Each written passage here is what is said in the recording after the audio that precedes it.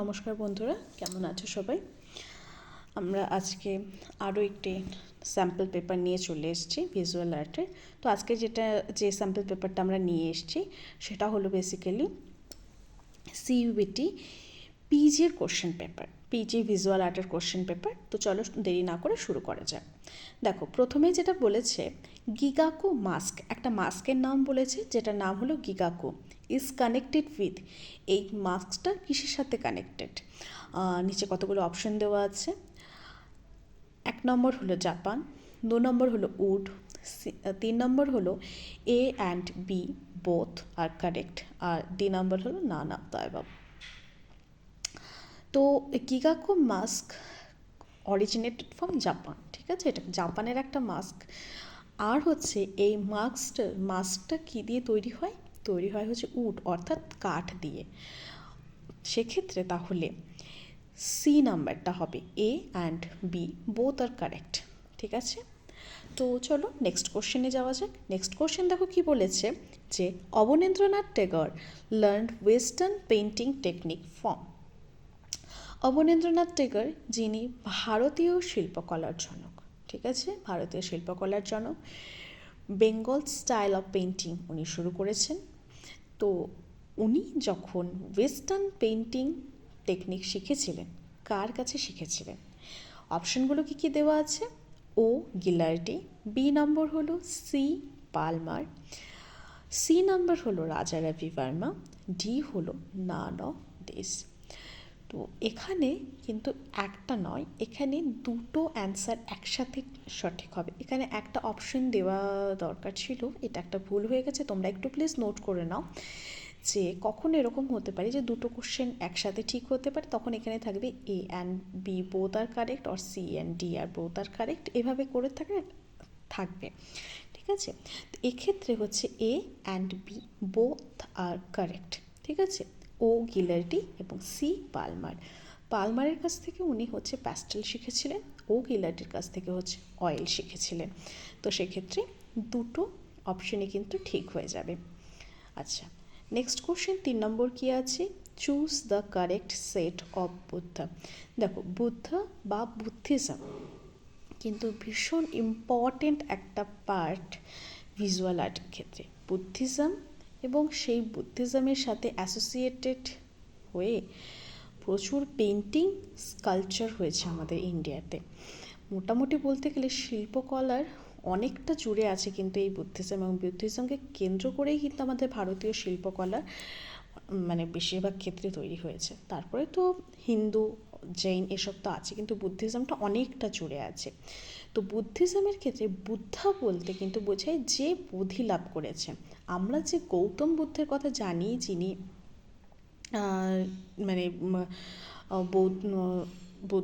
মানে বৌদ্ধ ধর্ম যিনি প্রচার করেছেন, যিনি লুম্বিনীতে জন্মগ্রহণ করেছিলেন, তিনি কিন্তু একজন বুদ্ধা, গৌতম বুদ্ধা। বাকি কিন্তু আরও অনেক, ওনার মতো আরও অনেক বুদ্ধা ছিলেন। তো এখানে যেগুলো দিয়েছে তার মধ্যে কোনগুলো সঠিক হবে? অবলোকিতেশ্বরা, গৌতম বুদ্ধা, জয়দ্রথ, শের সুন্দরম। অবলোকিতেশ্বরাও একজন বুদ্ধা ছিলেন, গৌতম বুদ্ধ তো আমরা জানি, জয়দ্রথ কোনো বুদ্ধা ছিলেন না, উনি ছিলেন মৌর্য সাম্রাজ্যের শেষ সম্রাট, ঠিক আছে? তাহলে এখানে আমাদের দুটো অ্যান্সার সঠিক হয়ে যাবে একসাথে, এ এবং বি, ঠিক আছে? নেক্সট কোশ্চেন হলো, German philosopher Immanuel Kant wrote. German philosopher ছিলেন ইমানুয়েল, ভীষণ বিখ্যাত একজন ফিলোসফার। উনি কিছু ক্রিটিকের ওপরে বই লিখেছিলেন। সেই বইটা কোনটা বা কোনগুলো, ঠিক আছে?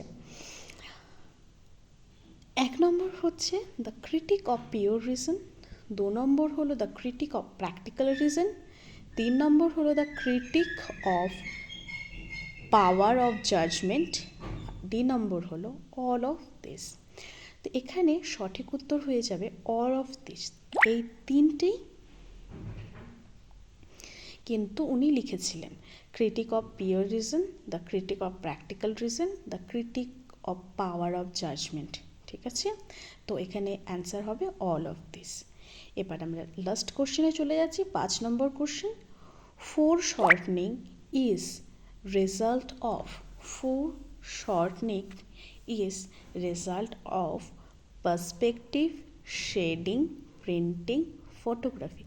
ফোরশর্টনিংটা কী হয়, যে যখন আমরা কি হয় যে কাছের জিনিসটাকে, যেটা আমাদের সামনে আছে সেটা আমরা বড় করে দেখছি, এবং যেটা আমাদের দূরে আছে সেটা আমরা হচ্ছে ছোট করে দেখছি। ঠিক আছে, তো এটা কিসের রেজাল্ট?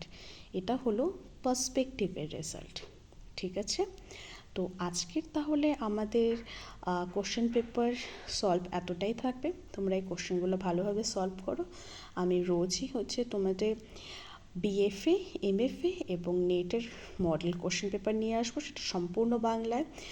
বাংলাতে আমাদের এই ভিজুয়াল আর্টের ওপরে খুব একটা মানে পাওয়া যায় না, এরকম খুব একটা চ্যানেল নেই যেখানে বাংলাতে ভিজুয়াল আর্ট নিয়ে আলোচনা করা হয়। আমিও যখন পড়াশুনো করেছি তখন আমারও এই নিয়ে খুব অসুবিধে হয়েছিল, কারণ সবগুলোই হিন্দি অথবা ইংলিশে, যেগুলো বুঝতে কিছু কিছু ক্ষেত্রে অসুবিধে হতো।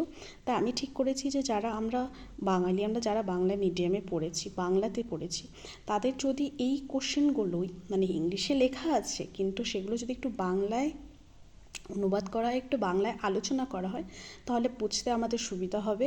সেই সুবিধার্থেই আমি এই কোশ্চেনগুলো নিয়ে আসছি।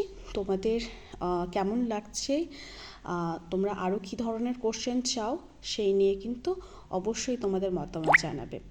ঠিক আছে, তো আজকে তাহলে এখানেই শেষ করছি। নমস্কার।